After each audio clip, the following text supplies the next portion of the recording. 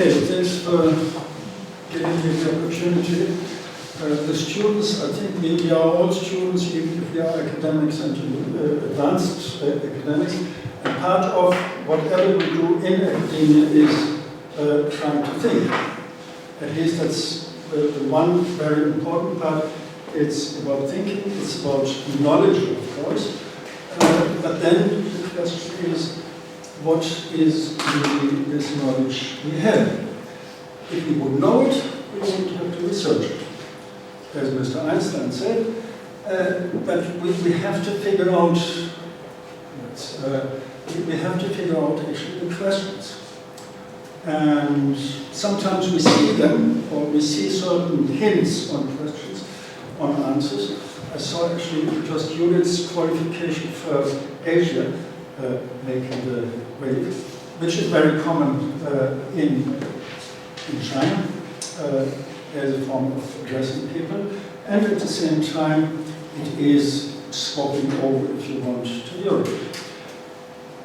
These concepts of space I just mentioned indirectly are kind of well known. We have certain understanding of it, and at the same time, as soon as we start to think about it, actually, they are blurry. And they have been blurry all over the time. We have our concepts, we have our ideas, and as soon as we go there and ask what is the valid orientation point, we are stuck and have to reconsider. We know it here in Hungary. Hungary, as it is now, was not always the Hungary as it is. Shifting borders, politically, economically, and in terms of the orientation. So what I'm going to do is to talk about seven issues, some general remarks. It is linked to the question of economy and the social. I will talk about these concepts, what it actually means. And then I want to do actually something, it's a little bit of an experiment. I started a couple of years ago in Budapest actually to look at paintings. Paintings, well-known paintings by famous artists, and to explore a little bit the concept of space there. First, some kind of arts or technical questions, then looking at one painting you probably all know. It's actually a set of 4 paintings at least. It's Danza in the Vatican, what I call here the prehistory of capitalism, the philosophy. Then going on to the Big Bang of modern capitalism, what I call so, and looking how it actually developed. How it developed this concept of space actually that we have today. Why? What we do, what you do as students, has different backgrounds. The one is simply curiosity. It's so fascinating, and in the introduction you heard about it, I traveled a little bit around, and then I think sometimes I know something, and then I'm confronted with a new situation and I don't know anything. Old questions are coming up again, new questions are coming up, and I don't know really what it is about. Then, of course, especially when you go to university, there's the other dimension of it. You want to have a job afterwards. Meaning the utilitarian, if you want, the utilitarian thing or a dimension. I have to study to get a job, to get an income, and to settle in space. Because Europeanization, globalization, means not least that we cannot necessarily apply the education we have we get from one country in another. I'm teaching actually currently economics in China. Even certain terms, the use of certain terms if they are translated, have a completely different meaning. The understanding of it is completely different. Question, and you may say it's a question of space again. Question is what is in the middle of it, this pure curiosity of, oh, this is exciting, I want to know it, and I just have to do it. There's a goal, I have to get a job, I have to get this qualification first. So, what is in it? And looking at space and with some general remarks, I want to start with the orientation. Basically, it is about action. Space is always something where we are moving in space, where we are creating the space. And I start with a drawing, not a bridge, which is not part of the sets of drawing or paintings I'm looking at. But what you see is the movement or the space, the covering of space, literally by what we have. Here it's just a physical space, but it is as well the space we can imagine. And it is difficult actually to imagine space. As a child, I always tried to think about the border, the limit of space. It's easy to find it in political terms, or to show your passport or something, but to think about space in terms of there is a borderless space. It's the same with time. Maybe 1 hour, but not eternity. You can measure time with a space, but not the endless space. So we do it by practice. And then, of course, we have different in social science, sociology, we have different concepts of what is practice. Is it just action? Is it just behavior? And I can only touch briefly on different concepts, on different ideas that have to be elaborated.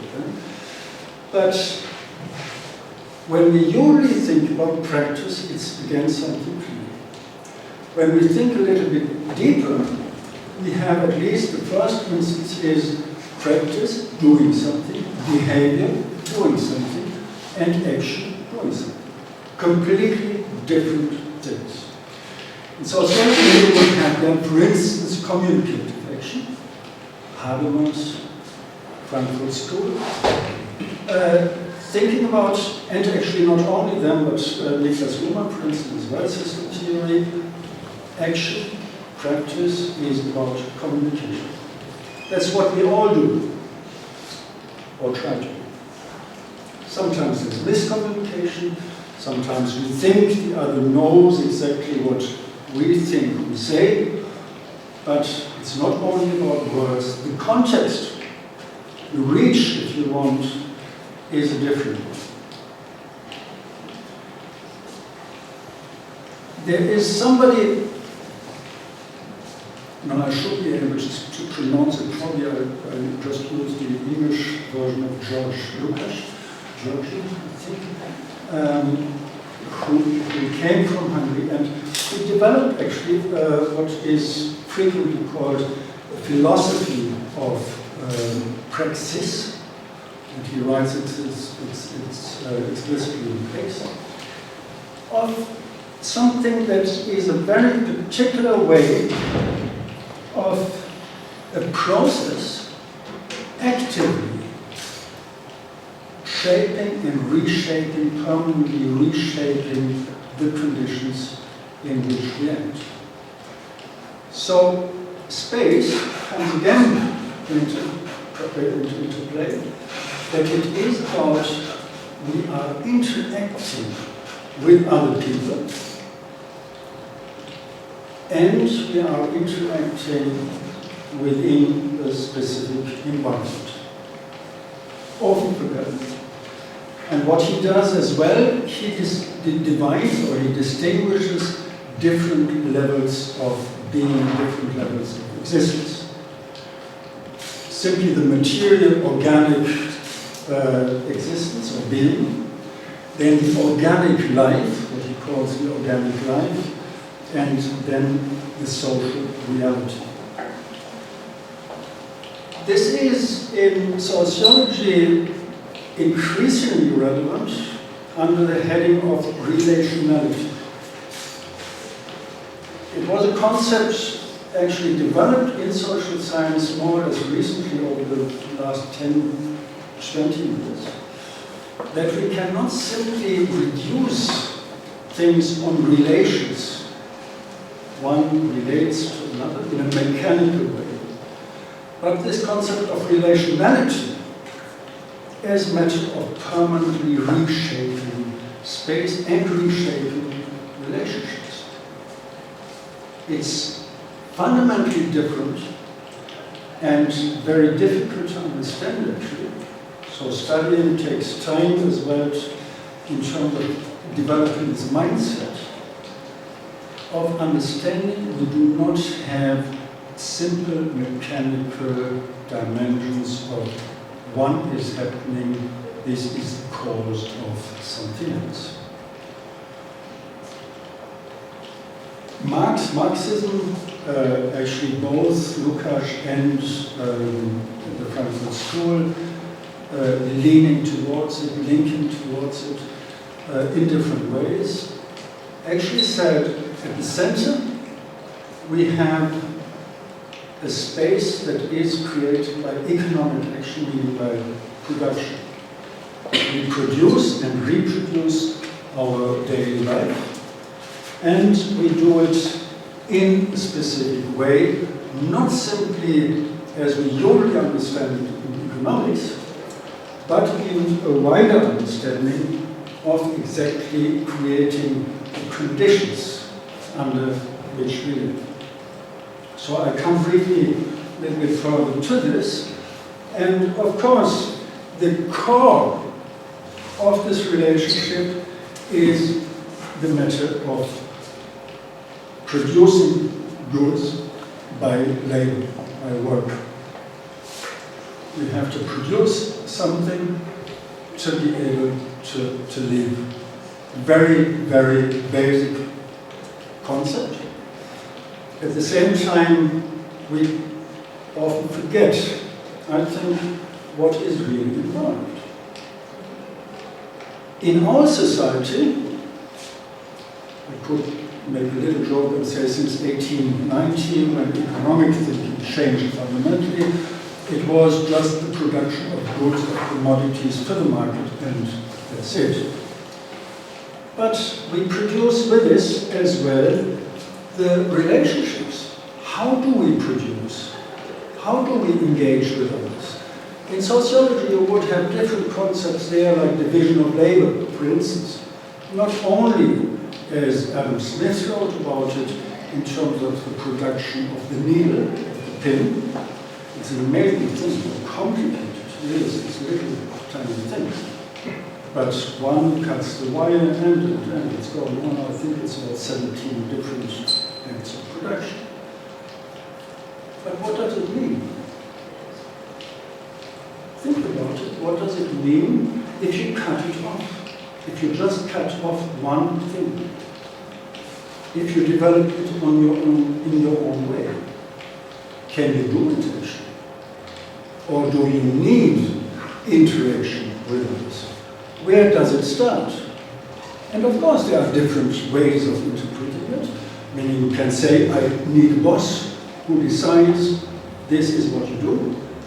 Or I have a collective, if you want, and we decide, we develop what we actually want to do and how we want to organize it. In this way, of course, there is as well the issue of producing the way of living together.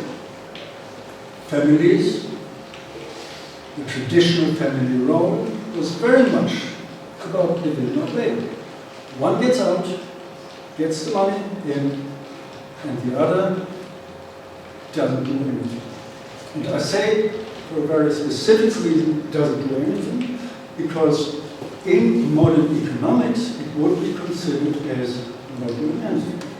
it doesn't count. It doesn't go into the calculation of the GDP. Of course, the society would break immediately together if this work would not be done.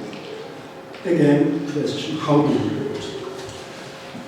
Usually what we do is we distinguish in economics between production proper in the strict sense, in the narrow sense of manufacturing.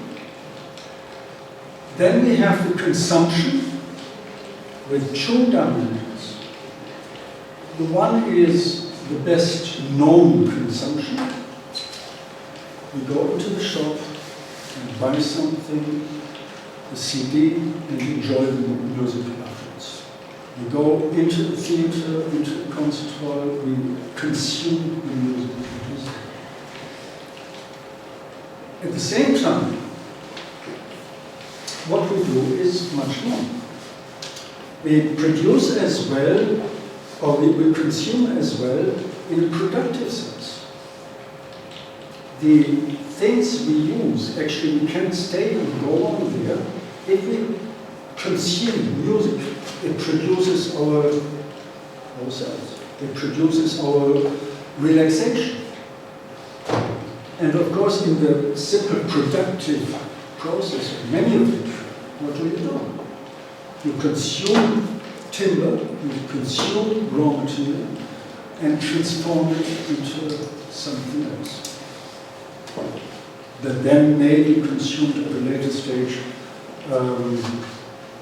as consumed, as commodity.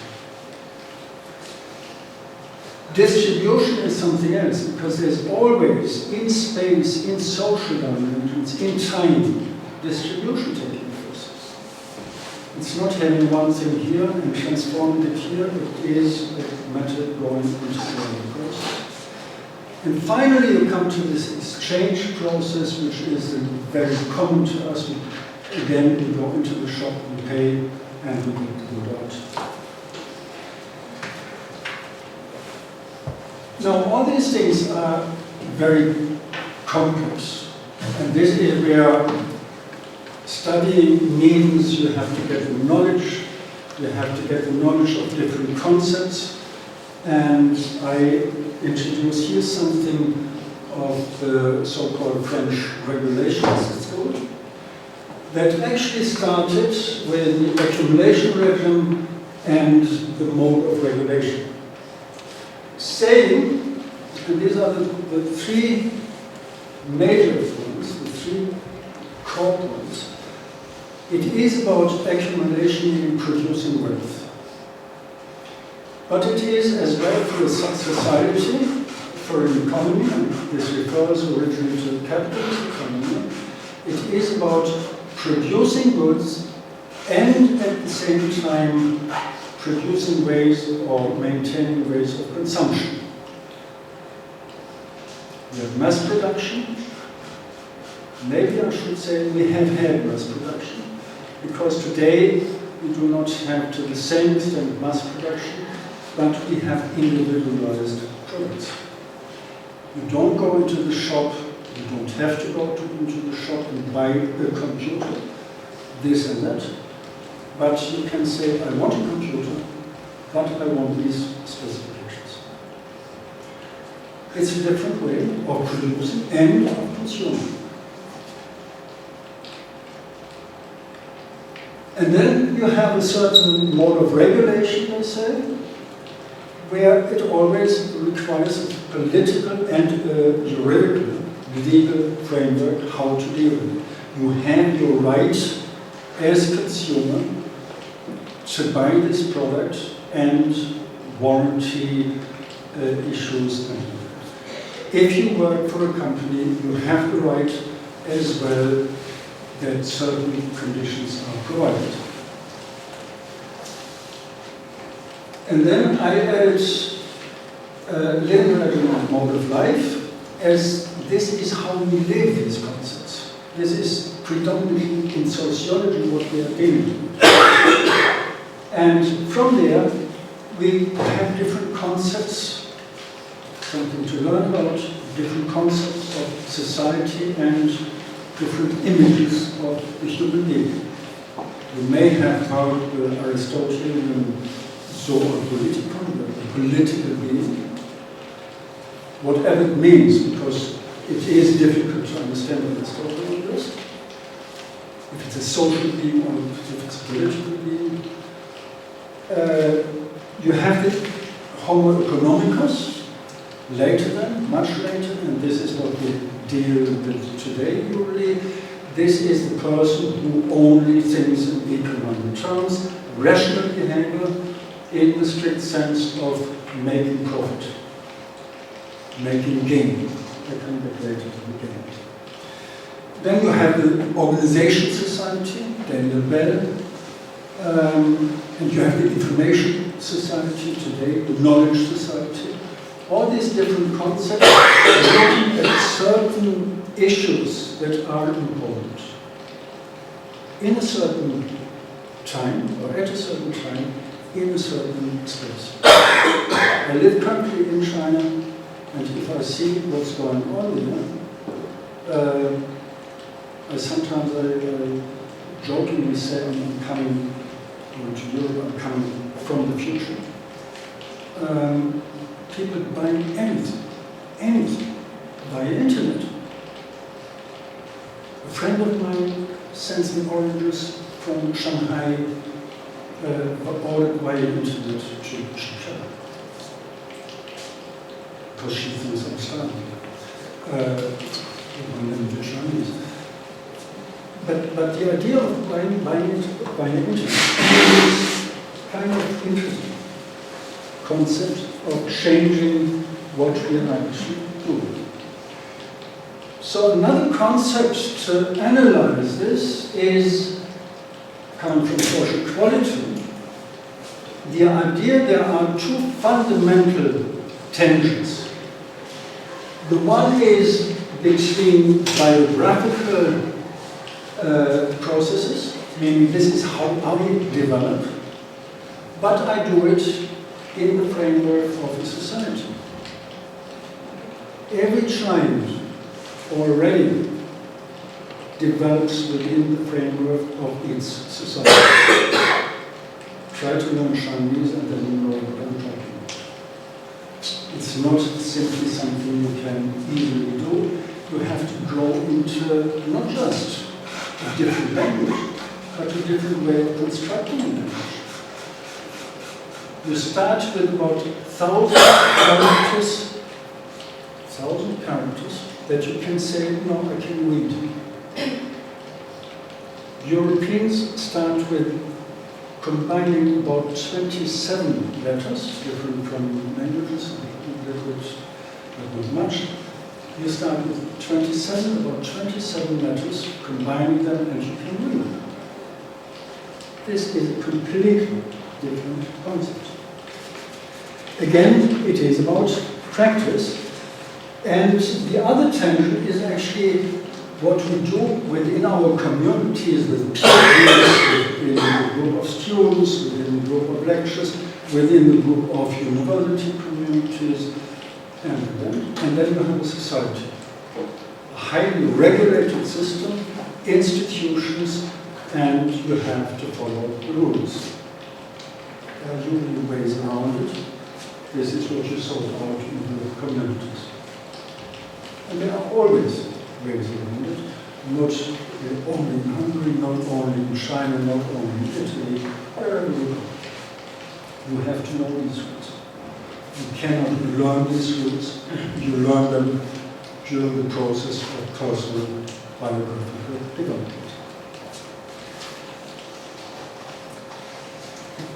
I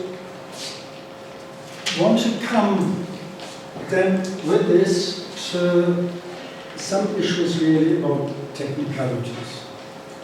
Keep in mind this background of how do we produce, what is our understanding of production and what is our understanding as well of wealth.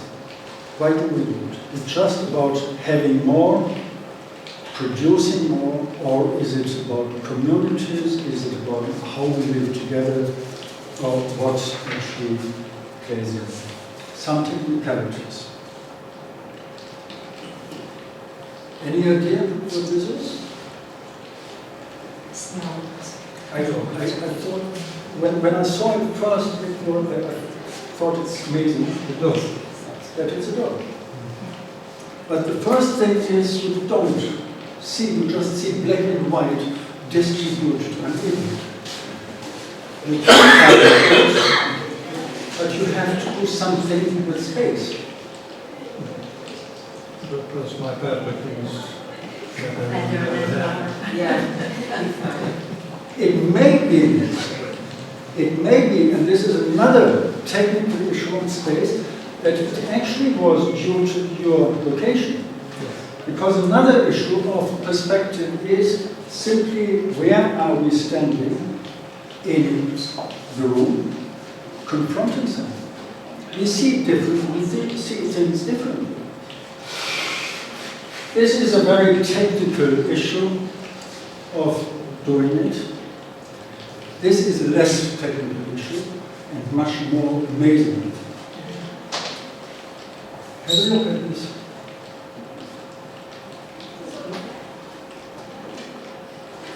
Holbein failed to paint something. That's it. There's a long story about it, how to do it, and how to stand, and where the painting was actually hanging up. But from a certain angle, you see exactly this. You don't see this blurring field of something that you don't know. The perspective as order, where do we stand, and what can we do? I don't know if it was something that you could see it better from than somebody else. It may be as well a matter of perception, that some people are well able to perceive something that others don't see. Which brings me to the third point actually of space. We have different ways of dealing with it. I found a couple of these pictures which show exactly this. What can we do with space? We can just play around and mess around in the little sandbox. Or we can put things according to different criteria into it. Colors, what is the instrument, what is it about, and what can we do with it? What is the relevance for us? As I said, there had been different issues, different approaches of this. One was actually about Chinese characters, and you just take parts out of the character and have lines in different orders, which is not really anything Chinese character anymore, but you detect something in an analytical way. So, coming from here now to the next point, I want, as I said in the beginning, look at a very specific historical period where a new concept of space and a new concept of self and a new concept of society developed. Some key data: Columbus, supposedly he discovered America, which is not quite true, because it had been discovered before by others, but he claimed it. Slightly a small problem, he thought it's England. This was sorted later. It was not England, it was the United States of Northern America nowadays, but at least you saw the Aborigines there, it's still the Indians. 30 Years War, Peace of Westphalia. Actually, you mentioned my origin. I'm coming from near the place Münster where the Westphalian Peace was signed. And it was as well the 18 Years War for Dutch independence. The importance of it was, in a way, you can say, the development. And it's again something studied, it's a complex field, the history of it, some people contest it. But by and large, we can say this is the development of the modern nation state. Now I come to the paintings. Bruegel, the fight between Carnival and Lent. Metsu, it's two paintings going together, man writing at it and woman reading it. Rembrandt van Rijn, the famous night watch.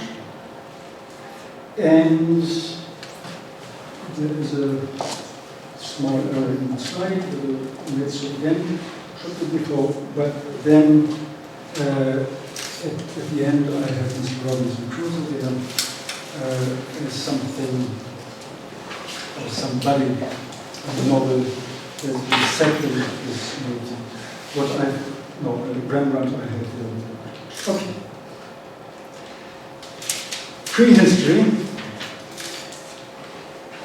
Prehistory of this modern capitalism.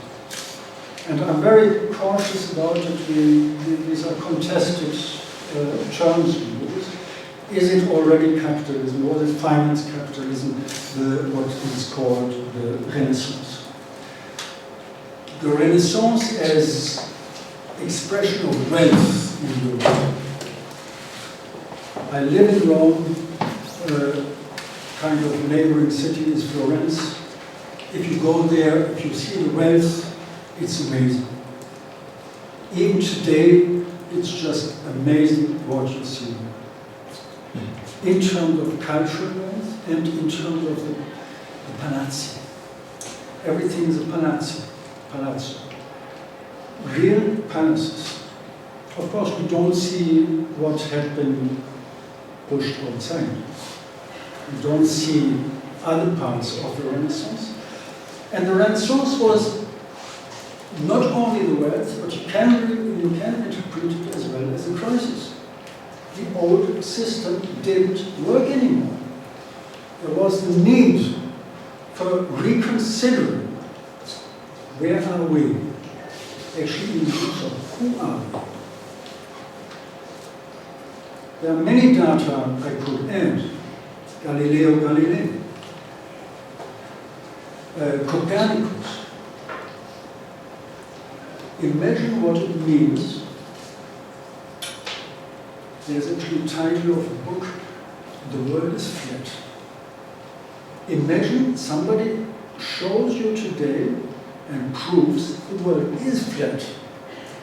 We always thought, or since some time now, we thought it's not flat, it's a globe. Now they prove it's flat. What do? You stop traveling because you could fall off. This was the other way around. It was not flat. The world was a globe. You could travel. You could go to India, well, America, but you could go around. Things you could do, because there was no God deciding everything for you. You had to do, we had to do. And this was this process happening at that time, meaning a complete change, which then in La Stanza del Sant'Aciura was depicted by Raphael. If you ever come to Rome, try to find time to go to the Vatican Museum. Try to find a time where it's not so busy and stop before you go to the Sistine Chapel in the Stanza. It's an amazing set of at least basically 4 paintings. They come into the details later. Important is to understand the 4 together. Usually we only see one or the other, and this is actually especially the first one up in the middle, and possibly the later one at the bottom. We do not see the others. Parnassus on the left, which is poesy, poetics, arts. This was an important thing to understand the world, to express ourselves, of course to the ruling class. But it was their life. If you read literature from the time, Boccaccio, they could escape, they could have their own spaces to say, we are safe. All these worries of the world, even the Black Death, we don't read. And then you have on the right the Virtu Cardinali Theology, the general values and theology. And this was very much the question of the time in the space of a new developing society. What do we do? How do we interpret these general values? Of course, a different thing. A difficult thing. Of course, it is difficult to think about these very general points of looking who and where you are. In a very concrete term, you can do it. That's the technical side, the utilitarian side, if you want, of your education. To make sense out of it, in a wider sense, this is another thing. There was recently a student coming to my office and saying, actually, I don't know if I really want all this. A small bakery shop in the corner, I would be happy. I could marry last night. Why not? Because our society says, no, you have to go on, you have to strive, and this is the idea. If you look at these four paintings in their togetherness, you see that you, if you go there, you stand in the middle of it. You are part of it, you are an actor of it. Social scientists are actors of what they are doing. They are not just analyzing from outside. Of course, they do it to some extent. But what we primarily do is we try as well to be in one way or another part of it. How do we do it? All right, I've got these slides, you can have a little bit more detail. If you look at any photo and compare it with the reality, these are two worlds. I have had the pleasure of looking just on my own in some of these famous paintings. It's just an impression you cannot repeat. Even if you go to the museum and have 10 people around you, it's a different story if you have only 1 or 2 guides on it. So you have these beauties there, and then you have this one centerpiece of the philosophers. But on the one hand, keep in mind what I said. You have to see them together. They go through the general values. They go through the poesia, moving towards, this was the question of the time, moving towards the believers, Christian. 2 philosophers in the center.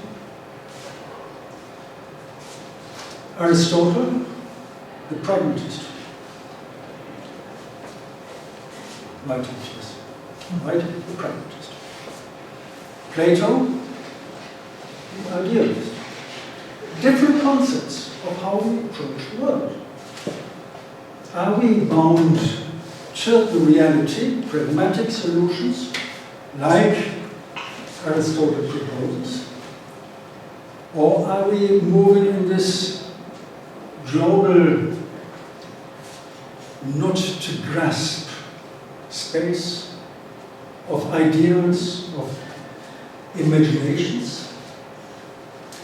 And how do we actually deal with this? We find this in any day-to-day event that we face exactly this question. We have our ideas, and then somebody says, but you should do this, otherwise you won't get the job. Let's do this question.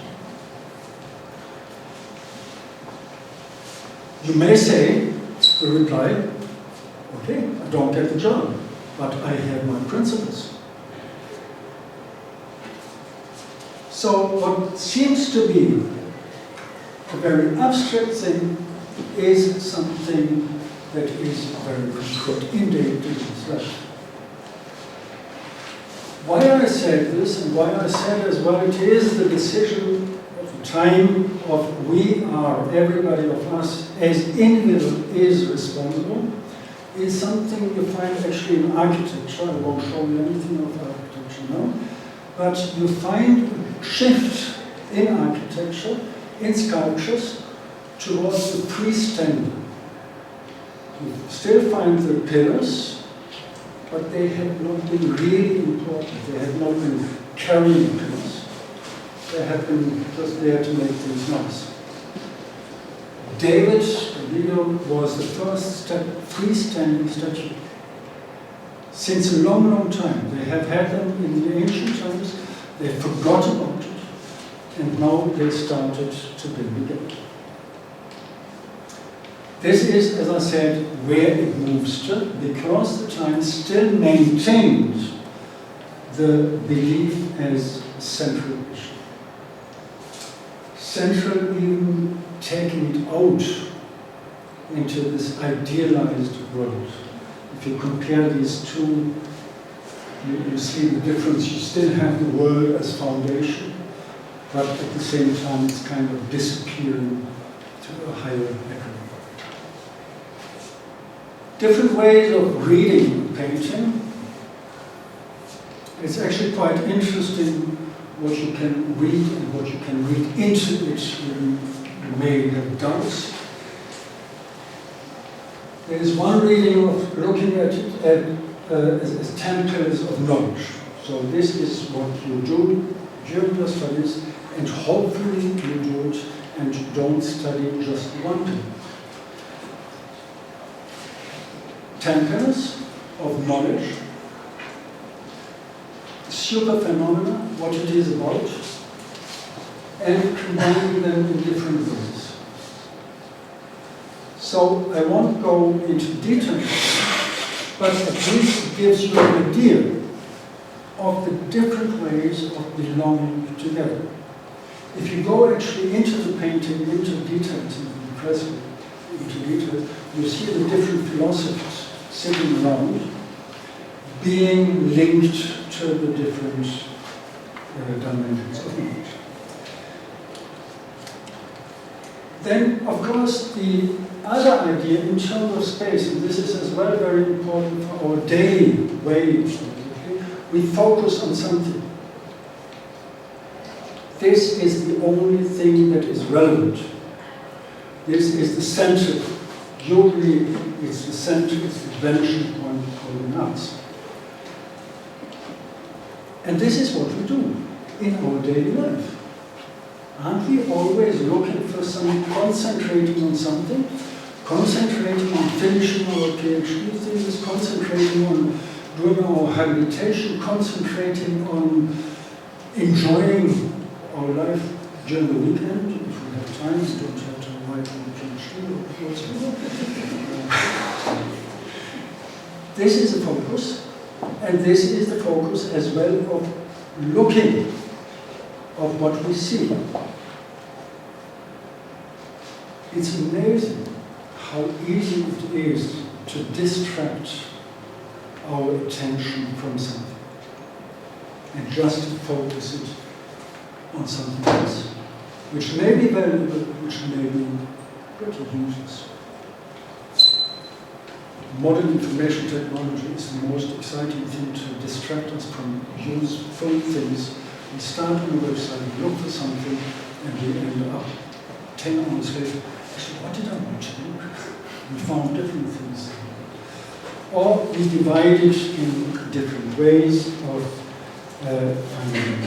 certain errors that are occurrence. Now, the Big Bang of modern capitalism, and this is something you find actually as well in the discussions, both Marx in sociology and Marx and Max Weber. And Marx and Max Weber, the relevance of religion, of belief system. Now, there are different interpretations to this painting by Weber. And it's, in a way, how do we deal with what we saw before in daily life? People moving around, people celebrating, people enjoying themselves. And you see something here, the fight between Lent and Canada, the fight between different religious systems, and the different value systems. It was dealing with the history, with the tradition, and trying to find a new way. Because this is the time Protestant ethics you may have heard about, Max Weber, saying this is the core of capitalism. It's changing work ethics. This is what happened in this picture. This fight, the confrontation between two, and saying actually there is something new we have to think about it. It's not Campbell versus Lent, but it is Protestantism, which in this case completely means Calvinism in the Dutch context. What is typical in this case is actually that the viewer, the spectator, is standing outside. It's not the involvement as we saw in Raphael, but the bird's eye perspective looking from outside on the picture. Now, there are many, many details in this. The core of it is the fight between different values and which is the value people's orientation is. This was settled in a way by Protestantism, by Calvinism, by this new capitalism, in terms of these two people. One writing in a letter and moving out. This was a new world. This was now happening, what we talked about before. Space lost its borders in some way. You could go on a ship, sail around the world, and you did it. And of course, the tradition says somebody has to sit at home and wait. Many things in it, and it's a kind of new religion, if you want. I heard recently the French finance minister talking about the current crisis, saying it's not about economics, it's not about how to solve the crisis, but it is about religious thought. And he didn't mean religion in terms of belief systems of this way, but in terms of how to order this world, who has the power and who doesn't. There's a little detail in this picture, and coming back to the Roman, it is about the symbolic meaning in paintings. She's, the reading person, is sitting there properly and doing the homework also. You see the bucket. It's usually a highly meaningful sexual symbol in painting. The woman. It's unbroken, and it is kind of closed. It's interpretation. I don't know if Metzger thought about it, but in physics, in literature on this, you find this interpretation. She has to wait for the husband coming back and be ready for him, but not enjoy himself in our own terms. Defining borders in the old system, being committed to whatever it is this year. Global settlement, last painting, famous by Farine, Rembrandt, Night Watch. Usually happens if I forget or lose some paper, doesn't matter. The Night Watch is one of the most famous paintings. If you stand in front of it, which I did just on my own with 2 security guards, it's amazing. It's much more amazing. You cannot imagine what is in it. And what is in it is the play, just on the outside dimension of the painting side, the play with light. It had been commissioned by, I forgot his name, from Brink, I think. It has been commissioned by the group painters. There is some reason that they wanted to have this painting. I'll come to this again. And it said, we are militia, it was a community army, if you want. We settled, we protect our wealth. If you go into it, if you could see the details here of the girl, the musket of the militia, she is representing the victory over Spain, the wealth obtained, and in this way as well, she has a little item in her hands, the settlement. We, Dutch people, the Dutch workers, are in a position that we can claim ruling. Ruling, if you want, ruling over the world. It was a world power, which again opens a new perspective onto space.